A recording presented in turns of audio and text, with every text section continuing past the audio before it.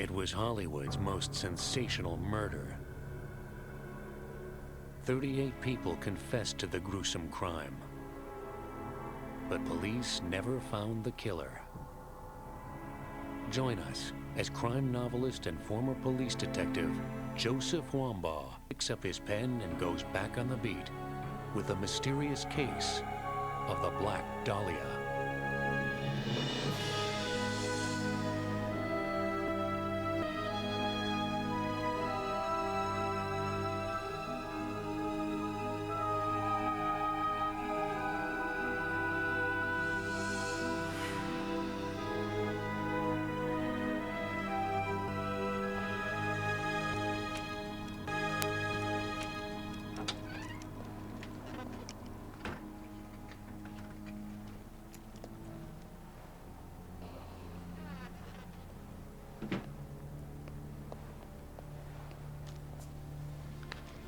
When I finished my recruit training at the Los Angeles Police Academy, my first patrol beat included 39th Street and Norton Avenue, where 13 years earlier, the mutilated body of a beautiful young woman was discovered on grotesque display.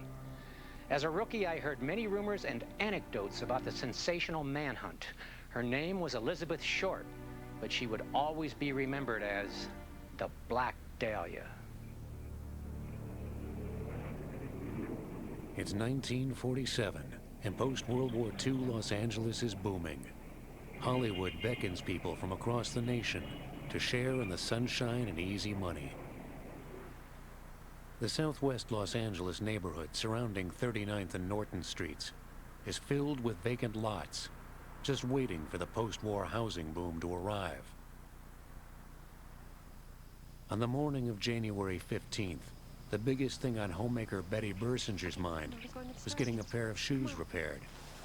But as she made her way to the shop with her 3-year-old daughter, she stumbled upon a sight so horrendous that it haunts us to this day. Betty Bersinger and her toddler daughter are walking down Norton Avenue, and daughter happens to see something over in the brush as they walk past this vacant lot. She wasn't sure what it was. At first she thought it was perhaps a newspaper or white paper that had been spread. She realizes, no, this is a dead woman. She hurried to the nearest house and placed a phone call to the police. But it was the Herald Express that got there first. We pulled up the car and Felix was getting his camera out of the trunk, and I started towards the body. When I got within about 20 yards, I said, "Holy cow, Felix, this woman's cut in half." Within minutes, the scene was crawling with police and media. Even to those who had witnessed the worst Los Angeles had to offer, this murder was shocking. The body was severed in half at the middle. The arms were raised back above the head, and the face was turned to one side. The only piece of physical evidence, other than the corpse, was a cloth sack that had been used to carry the bisected body. There was apparently no blood discovered at the scene, which indicated to investigators in this department that her body had been placed at that location. The killer drained the body of blood. He scrubbed the body. The most curious thing of all, though, is the placement of the body. Not just thrown out of the back of a truck or a car, but laid down there with neatness and then posed.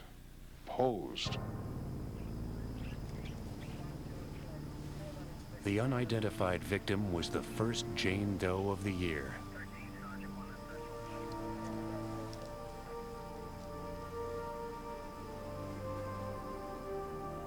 There was no way to recognize her.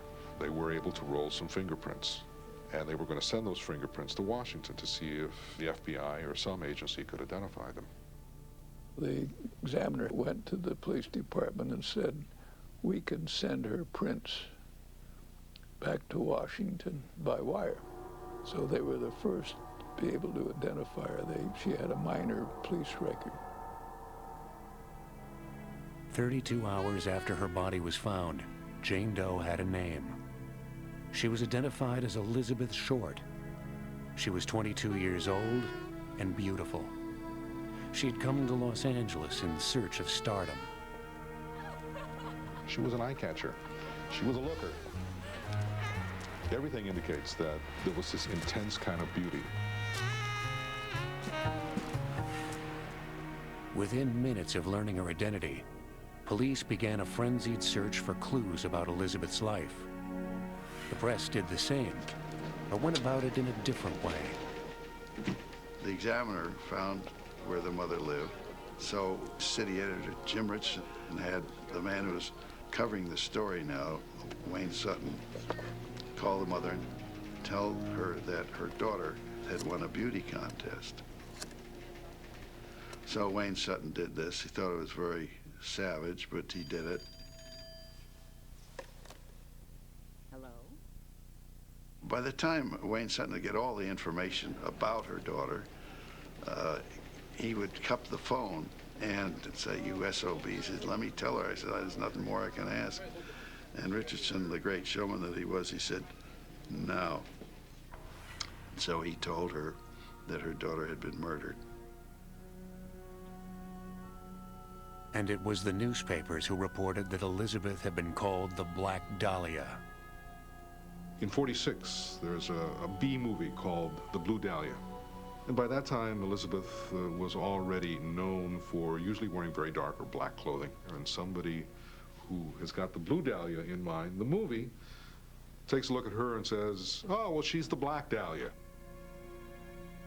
But on a slab in the coroner's office, she was just a horribly ravaged corpse, the victim of a sexually enraged psychopath. The cause of death was a blow to the head. But it was after death that Elizabeth suffered the most heinous of her injuries. Her torso had been severed straight through the abdomen. Rope marks on her wrists and ankles indicated that she had been strung up after she was killed, possibly to drain her body of blood. And then the killer slashed her face into a mocking smile. It's obvious that her killer was in a rage. But it's also obvious that this person was being methodical. Most of the details of the trauma inflicted on Elizabeth Short were released to the public. I knew from the newspapers that portions of her body were removed, one from her left thigh, I believe, and one from her right breast. But police withheld certain details discovered during the autopsy in order to weed out the more than 38 men and women who confessed to the crime. 2 days after the body was found, Detective Danny Galindo was transferred to the case to take dictation from the many confessors. And I was amazed that there were so many people wanting to confess to it. They wanted to be the ones who killed the Black Dahlia. You tell me why. But every confessor was released when they were unable to reveal the intimate details that only the police and the killer knew. And there's certain what we call key questions that you hold back on any investigation, so that when you talk to someone or else put them on a polygraph, these key questions can be answered, and you know that the individual telling you the truth knows what he's talking about.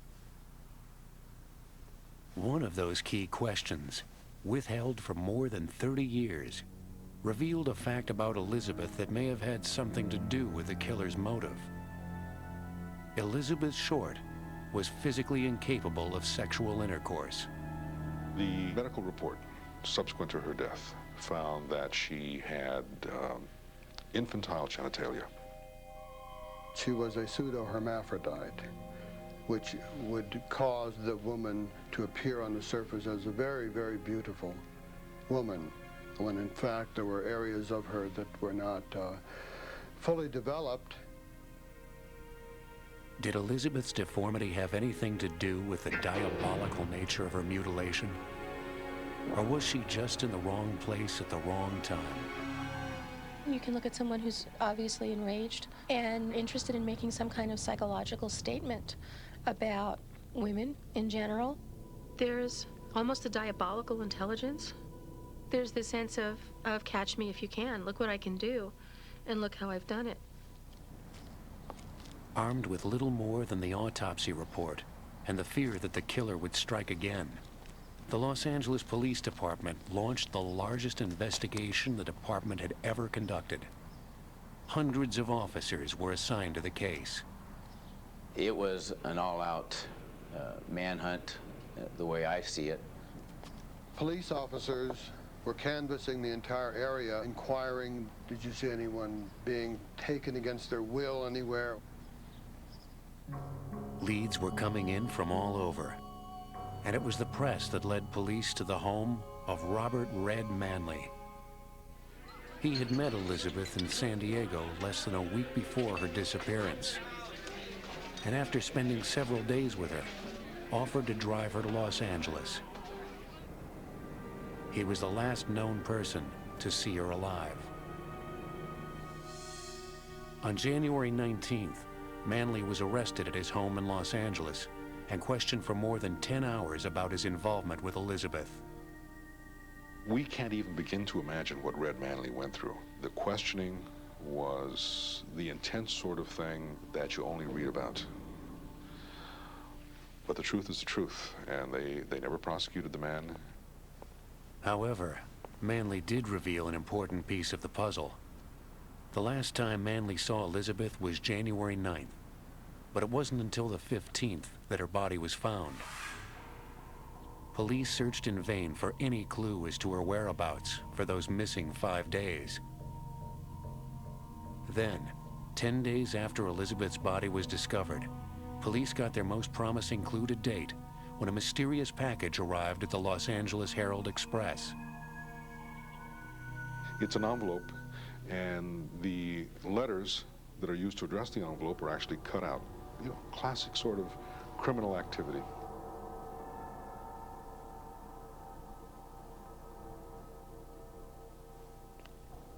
But the most interesting thing about that envelope is that it was soaked in gasoline to remove fingerprints.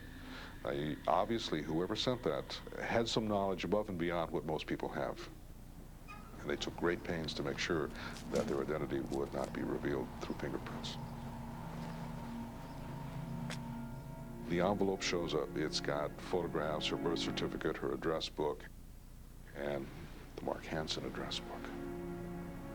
Mark Hansen was the owner of an LA nightclub called the Florentine Gardens. He was questioned but then released. But whether the package was actually from the killer or a press tactic to refresh the public's interest in the case is open to speculation. Nor was Elizabeth's family immune from the press. The minute they arrived in Los Angeles, reporters followed their every move, forcing them to grieve in the media spotlight. On January 25th, 10 days after her body was discovered, Elizabeth Short was buried by her family in Oakland, California. In a lot of ways, Elizabeth Short wasn't murdered just once. She was murdered over and over and over again.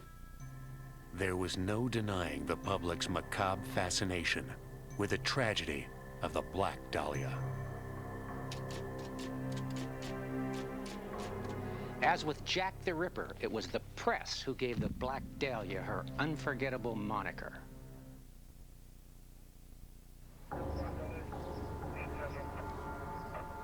Before her murder in 1947 cast her in the tragic role of the Black Dahlia, Elizabeth Short was just a small-town girl from Medford, Massachusetts. Elizabeth Short was one of 5 girls, Virginia and Dorothea, then Betty, and then Elnora and Muriel. They were all born within about 8 years to Phoebe and Cleo Short. In 1929, when Elizabeth was 5, Cleo abandoned his family in a startling way. He fakes his suicide. He leaves his car near a bridge and vanishes. For more than a decade, the Short girls lived without a father, until Cleo re-entered their lives. He was alive and had been living in Vallejo, California.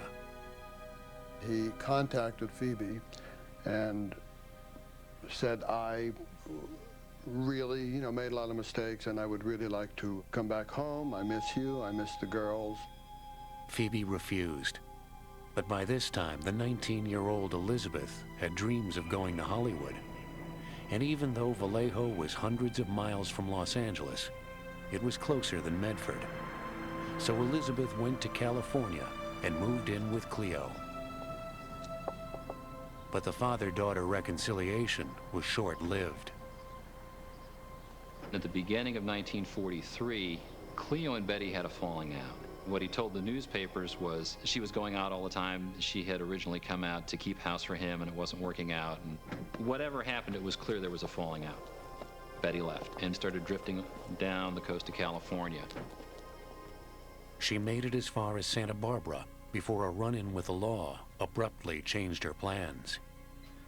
She was in a restaurant called El Paseo. It's a very nice restaurant. But she was in the bar, she was underage, and she was with a couple of servicemen. Although she wasn't drinking, she was in the bar. So the juvenile authorities got a hold of her and put her on the bus back to Medford. Elizabeth went to Miami instead, intending only a brief detour on her way to Hollywood. She willingly changed her plans when she met Matt Gordon, and after a whirlwind romance, they became engaged. She meets a handsome, young flyer who's really a war hero. I mean, the guy is a bona fide war hero, no doubt about it. If she kind of daydreamed about what married life would be with Matt Gordon, I think that was a very typical dream. I think that Hollywood sold a lot of movies on dreams like that. But instead of returning from the war to whisk Elizabeth away, in 1945, Matt Gordon was killed in a plane crash over India. She clearly was traumatized by his death and by the fact that they were never married. He was certainly going to be the Prince Charming in her life. But like so many things in her life, he was snatched away from her.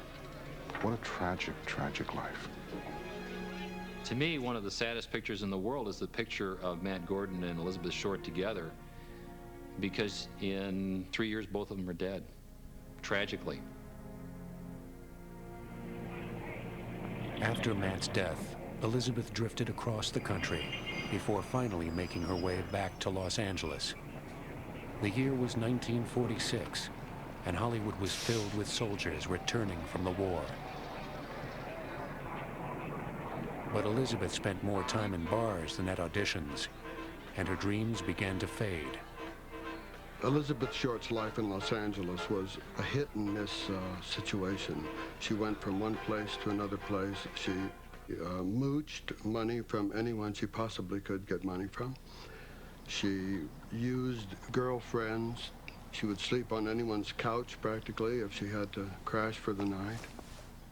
It appears as though she was, and I say this with no disrespect, a tease. Men would buy her things, whether it was something as simple as a cup of coffee or a meal, or maybe some clothing or a new pair of shoes, believing that this was the way that they would ultimately have their way with her. Elizabeth's situation wasn't unique. So many women came to Hollywood looking for their big break that an underground network existed to provide for them. And one of the underground's major players was Mark Hansen, the club owner whose address book was found in the package sent to the press after Elizabeth's death. Mark Hansen was a very, very interesting entrepreneur and Hollywood hanger-on. He owned part of the Florentine Gardens. The Florentine Gardens was unique. It put on a rather risque floor show. It had a chorus line, it had dancers, a number of whom were underage. Mark Hansen also happened to have, in back of the Florentine Gardens, a home which was kind of a dormitory. What did they have to pay in terms of rent, literally or figuratively? I would leave that to your imagination. For reasons unknown, in February of 1946, Elizabeth abruptly left Los Angeles. She traveled all over the country, to New Mexico, back to Massachusetts, on to Chicago. Then in December of 1946, she arrived in San Diego. Several weeks later, she met a traveling salesman named Red Manley. You have to feel sorry for Red Manley. It's like, I met this girl, my wife and I were having problems, we had a new kid, there was this period of adjustment. So I started talking to her, and she wouldn't talk to me. And so I just kept talking to her, and I finally got her to talk to me. After spending several days with Manley, Elizabeth decided she wanted to go back to L.A. They drive back to Los Angeles, stopping overnight along the way. And Mr. Manley told police that, yeah, even though he was a married man, he made a play for Elizabeth. She indicated that sex would not be possible at that point in time, and so he sleeps in the bed in the motel, and she sleeps in a chair. The next day, January 9th, 1947, Red and Elizabeth arrived at the Biltmore Hotel in downtown Los Angeles. And Betty Short is at the Biltmore, and that is the last that anybody really knew where she was. She was a young woman who had overcome so many things in her life. It's tantalizing to think that at that moment, there in the hotel, something clicked and she suddenly realized that she had not only run out of time, but she had certainly run out of dreams.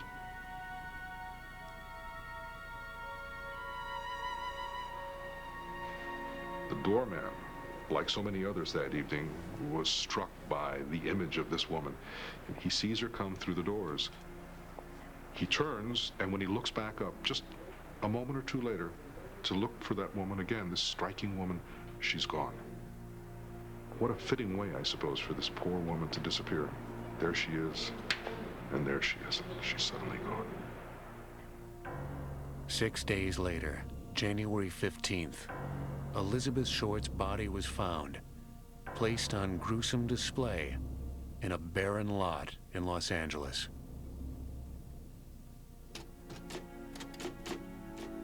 Except for the fatal blow to the head, all trauma was inflicted post-mortem by a man obsessed with her corpse.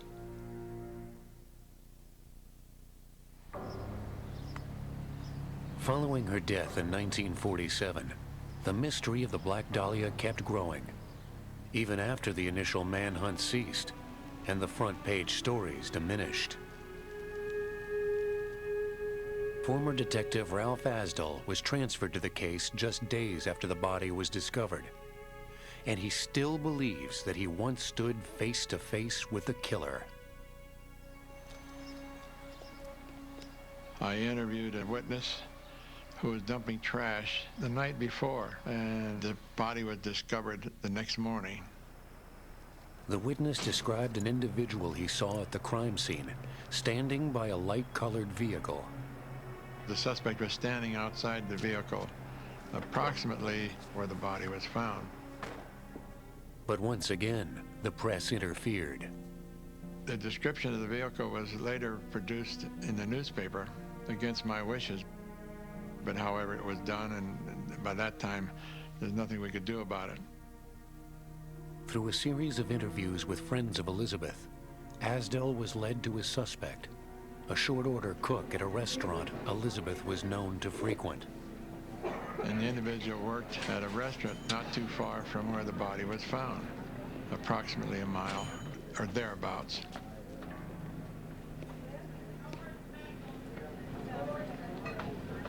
Upon entering the restaurant kitchen area, I observed that there was a large sink boards.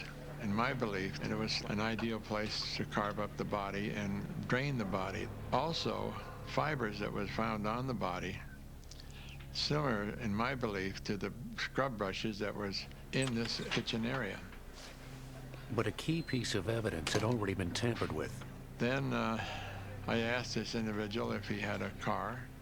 And he said, yes, I have a car. It's parked in the lot. So I went down and looked at the car. Instead of being a light-colored car, it had been freshly painted, and it was slightly sticky. Why would it be painted from a light color that was announced in the newspaper, and now it was a dark color? But like so many other leads in the case of the Black Dahlia, Asdell's hit a dead end. They had several good leads, and unfortunately, due to lack of physical evidence, they just weren't able to positively make a connection with one particular suspect in the case. Danny Galindo was the chief homicide detective on the case from 1968 to 1978. After a television movie about the Black Dahlia was broadcast in 1975, Galindo received a letter about a man who could have been the killer who got away. It had been written by William Kennedy, the former chief of the Inglewood, California Police Department. In 1947, Kennedy had contacted Harry Hansen, the chief investigator on the Dahlia case, about a suspicious officer on his force. And then he told Harry Hansen that he, Bill Kennedy, had a police employee who looked suspicious to him. On the morning of the 16th, he didn't show up for work. And this employee had a reputation of being a womanizer. In addition to which, he discovered that he had worked as a butcher at one time or another. Galindo was intrigued. Even though 25 years had passed since the 1947 murder, he tracked down the suspect's wife and asked if she could recall her husband's actions following the murder. She said that he was washing his car, and he was hosing down the car, completely washing it, and then he opened up the trunk and started to wash out the trunk of the car too. And the wife said that she and her husband had had a severe argument the morning of the 16th because he hadn't been home in a night or two. Well, I wasn't satisfied, and I wanted to find out further about it. And she said, no, I don't want to talk to you anymore. I'm heartbroken about all this. I said, I never got divorced from a husband. I don't know where he went. I don't know where he is. But I never heard from him again. When Galindo tried to follow up a week after his first conversation with the wife, the mystery deepened. She had disappeared as well. The telephone had been disconnected, and there was no referral number after that. She had moved. She left no forwarding address. As more people became fascinated with the case, new theories about who killed the Black Dahlia are created, and old theories are revisited. But what was the killer's motive? And how had he known Elizabeth Short? Or had he known her at all? Red Manley was just one among dozens of men who had sought Elizabeth Short's affection and been denied. And he was the last person to see her alive. Red Manley was the perfect suspect as far as the investigators are concerned. He is believed to be the last person who saw her alive. He's a man who is in jeopardy in that he's married. He's got a beautiful wife, a brand new baby. And here he is admitting to the fact that if he had had an opportunity to have a sexual liaison with Elizabeth Short, he would have taken it. The police investigation revealed that Red had a history of mental instability, which had already cost him a career in the Army. Red Manley was discharged, I believe, Section 8, which is for mental reasons. I'm sure this has been discussed by a lot of people, that this was an enraged would-be lover. She's been described as a teaser, someone who liked to be around men and be with men, and this could be someone who wanted to have intercourse with her, couldn't, and then took the rage out that way. And 2 years after the Dahlia's murder, Red Manley suffered a final nervous breakdown that kept him in a mental institution for the rest of his life. He was punished many, many times over for that one night with Elizabeth Short. Elizabeth's life was full of men who abandoned her. Red Manley was just the last. The first was her own father. Cleo Short was briefly considered a suspect in the murder of his daughter. There was something about the man that was essentially very cold and distant. It's apparent that they had a very stormy relationship, an on-again, off-again relationship. And he doesn't turn up at his daughter's funeral. Is it because of his relationship with, by then, his ex-wife, Phoebe? Who knows? But I'll tell you, he was one of the people that they looked at early on as a suspect. Strangely, at the time of Elizabeth's murder, Cleo was living just minutes from 39th and Norton, where her severed body was found. But even Cleo was ultimately dropped from the LAPD's list of suspects. When you think about the circumstances of the murder, when you think about the circumstances of her life at that period in time, when you think about the sorts of things that were done to her body, all of which symbolized something that was going on in the killer's mind and heart, no, Cleo didn't do it. One of the shadiest men in Elizabeth's life was Florentine Gardens owner Mark Hansen. It's curious. Mark Hansen, who was another one of her benefactors, happened to own a share of Roseland, a dime a dance place, which is south of the Biltmore Hotel. It's quite possible, I think, that she was leaving the Biltmore Hotel and headed for Roseland. She was last seen walking south on Olive towards 6th Street, perhaps to meet Mark Hansen. And although Hansen's address book was in the mysterious package sent to the Herald Express, Hansen was never an official suspect. It doesn't take a lot of imagination to believe that Mark said to these detectives, maybe I know something, maybe I don't. But if you continue to pursue me as a suspect or an accessory, I'm going to talk about the LAPD investigators that I've been paying money to not prosecute me on a number of charges. In 1977, nearly 30 years after the murder, Mark Hansen's boarding house, where Elizabeth had stayed for several weeks, was torn down. Someone called LAPD and said, you ought to be there when they tear this building down because hidden inside the walls is some information pertinent to the case of the Black Dahlia. They tore that building down and never found anything.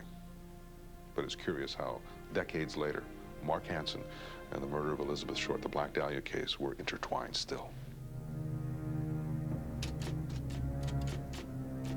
That bar owner, Mark Hansen, could derail a task force of city, county, state, and federal officers is inconceivable.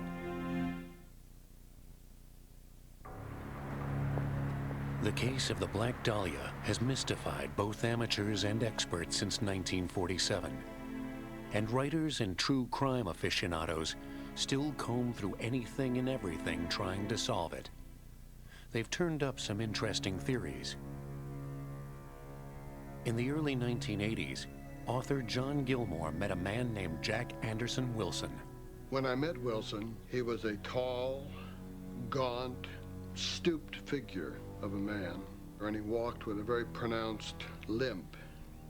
He was a heavy drinker and had a kind of burning, yet distant, spaced out quality to him. I can't say he was intelligent, but he was very clever. Jack Anderson Wilson had a rap sheet a mile long and knew too much about Elizabeth Short. When he said to me, it's time to talk about the murder, we met in a bar on Main Street, and he began to talk about a friend of his, a female impersonator from Indianapolis.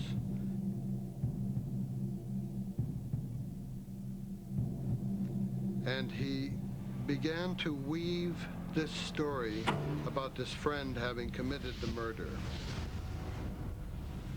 He would drift in and out of first person, third person tense as he's describing this murder.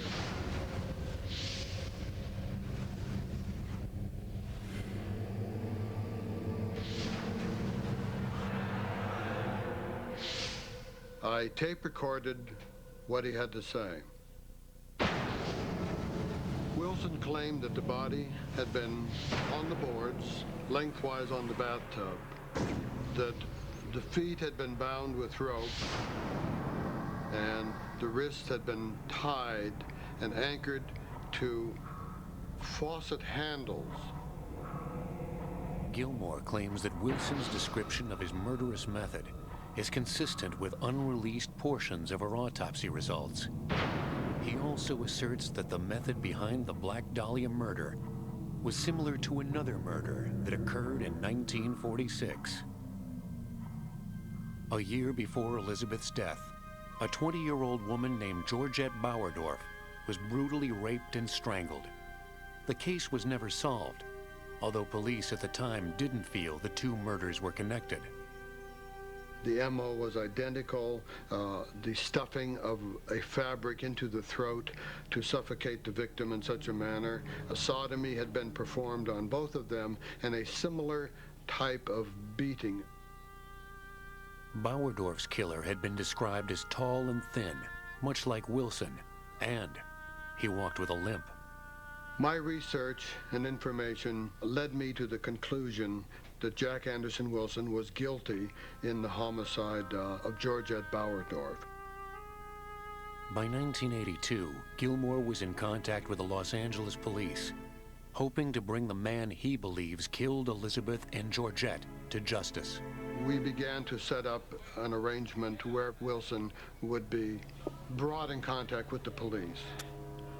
However, the rendezvous that was set up didn't materialize in time because an article appeared in the Herald Examiner based on my work, and Wilson spooked and began to get very, very cagey and very, very distant with me. And then, mysteriously, while the cops are looking for him and building a case, he burns to death in his seedy hotel room. I can't say whether this was deliberate on his part. I can't say whether someone murdered him. I don't know. If Wilson had the answers to the Black Dahlia murder mystery, he took them to his grave. But the LAPD found that the MO in the murders of Georgette Bauerdorf and Elizabeth Short did not match. Can the Black Dahlia case actually be solved more than 50 years after the murder? Larry Harnish, a writer for the Los Angeles Times, thinks that it can. His theory begins at the Biltmore Hotel. I think it's most likely that she went from the Biltmore up the street to the professional building. It's only a couple blocks away. It's a very quick walk. The professional building was a building of mainly medical offices, doctors, optometrists, surgeons, that kind of thing. And the man who I believe is most likely the killer had an office. This man's name was Walter Bailey. Walter Bailey was a prominent Los Angeles surgeon. He was a graduate of USC and later on was chief of staff at County Hospital, and he had a surgery practice. He did surgeries. Harnish uncovered this Bailey connection almost by accident. In 1997, while researching the Black Dahlia case for a 50th anniversary article, he came across the marriage certificate of Elizabeth Short's older sister, Virginia. He was surprised to discover that the witness to the marriage, Virginia's friend Barbara Lindgren, lived a block away from the location where the body was found. I looked at the wedding certificate and I saw the name Barbara Lindgren and most importantly the address. So I looked up the ownership of that property in 1947 and found that it belonged to Ruth Bailey. Ruth Bailey was the mother of Barbara Lindgren, and Barbara Lindgren's father was Walter Bailey, and that's the man who I believe most likely killed Elizabeth Short. But how did Elizabeth and Walter Bailey meet? Here's a woman who keeps track of people who might help her at some point. Who better to ask than someone that your brother-in-law knows from church? I mean, doesn't that sound safe? And a surgeon? I mean, what could be safer than that? What could be more wholesome? From church. And she probably figured that she would get in touch with Barbara and instead got the dad. And I think that she went through her usual routine, you know, I'm in town, I'm out of money. Walter Bailey might have got the idea that he could have something going on with Betty, and it didn't work out that way. I think at some point she rejected him and he exploded. Harnish believes that by the time Elizabeth and Bailey met, his life was in a shambles. His life was coming apart. He was under stress, emotionally, financially, physically, professionally. He had a condition that we would recognize today as Alzheimer's. At that time it would be called senile dementia. And if you look at his death certificate, you can see that there's a long word called encephalomalacia. That's a shrinkage of the brain tissues. He had walked out on his wife. He had begun an affair with this much younger doctor who he'd taken in as his partner. In fact, he filed for divorce the day before Elizabeth Short disappeared. Bailey died 1 year, almost to the day, after Elizabeth Short's body was found. After his death, an astonishing fact was discovered. The last year of his life was spent as a prisoner of his ex-mistress and business partner, Dr. Alexandra Partika. Did she know a secret of Bailey's? Well, what we know is that Walter Bailey lived in fear. If you read the newspaper accounts, you'll see that Walter Bailey had a secret. This young woman who he'd become romantically involved with and had taken in as a partner had learned this secret, and he lived in constant fear that his partner was going to expose this secret and ruin him. So what you have to do is look at, okay, who has a link to the neighborhood, who has a link to the family, who has incredible professional skill in cutting up a human body, who is under tremendous stress, who is under diminished mental capacity. Perhaps Walter Bailey was Elizabeth Short's killer. Or maybe it was Jack Anderson Wilson, a policeman, a restaurant worker, Red Manley, Mark Hansen, or none of them at all. Dr. Bailey, a 67-year-old man with severe Alzheimer's, could not have committed this murder. The case of the Black Dahlia was the media sensation of the 40s. There were more police detectives on the trail of this killer than any other murder case in Los Angeles history. So why was it never solved?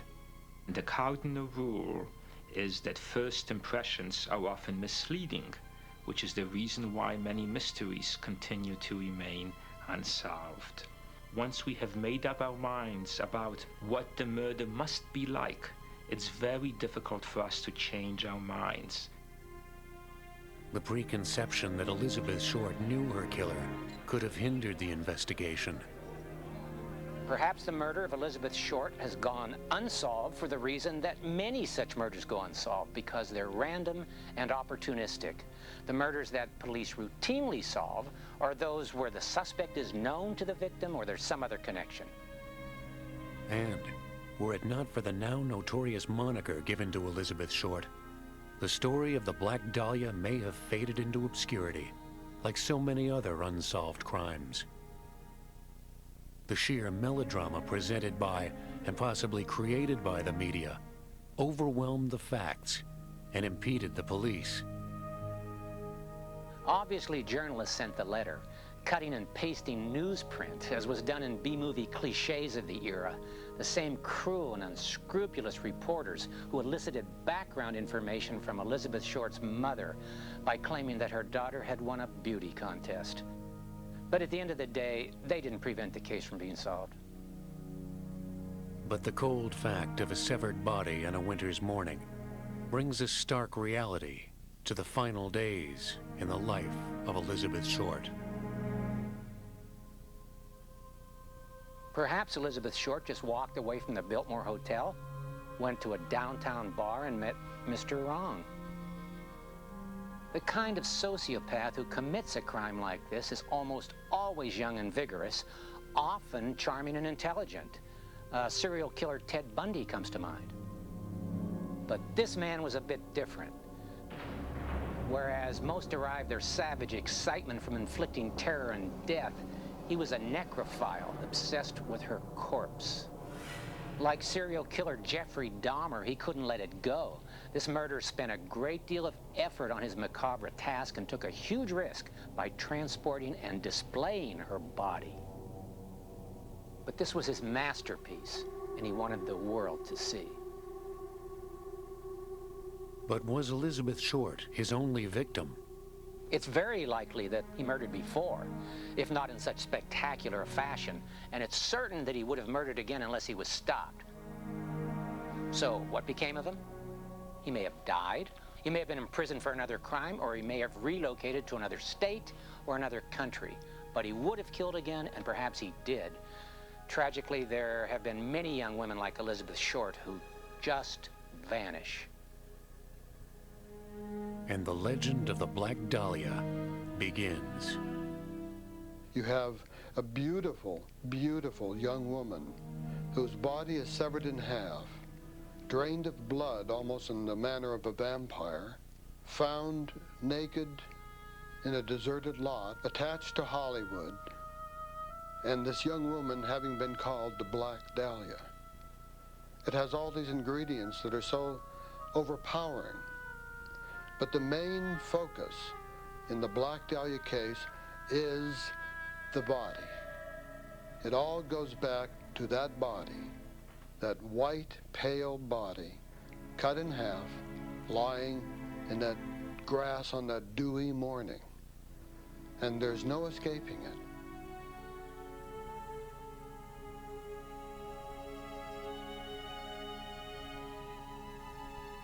Half a century later, what else can we learn about this 22-year-old woman? The coroner's report offers some dismal clues. Every tooth in her mouth was in a state of advanced decay. She was an unhappy drifter, poorly nourished, unhygienic, with little regard for her person. She would not have been a beauty for long, and she would never have realized her Hollywood fantasy. It's tragic irony that Elizabeth Short, through her terrible death, did attain a spotlight she dreamed of in life. This sad, unloved young woman we call the Black Dahlia.